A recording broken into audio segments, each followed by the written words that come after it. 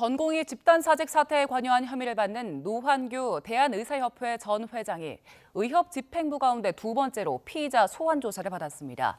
경찰은 집단사직과 관련한 수사에 속도를 내는 가운데 노 전 회장은 전공의 단체 개인과 접촉한 사실이 없다면서 혐의를 부인했습니다.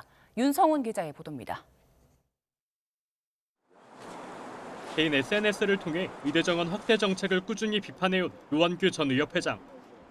전공의 집단 사직 사태에 관여한 혐의로 고발돼 피의자 신분으로 첫 조사를 받았습니다. 담담한 표정으로 출석한 노 전 회장은 관련 혐의를 전면 부인했습니다.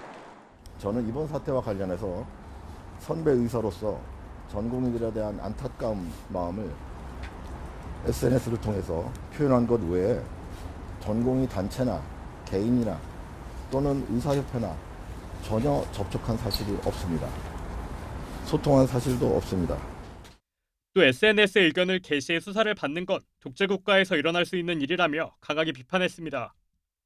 그러나 경찰은 노 전 회장 등 의협 집행부 5명이 전공의 집단 사직을 부추겨 대학병원 업무를 방해한 혐의가 있다고 보고 수사 고삐를 당기고 있습니다. 실제 지난달 27일 정부 고발이 이뤄진 지 불과 10여일 만에 주수호 의협 비대위 언론홍보위원장과 노 전 회장 등 2명에 대한 피의자 조사를 마쳤습니다.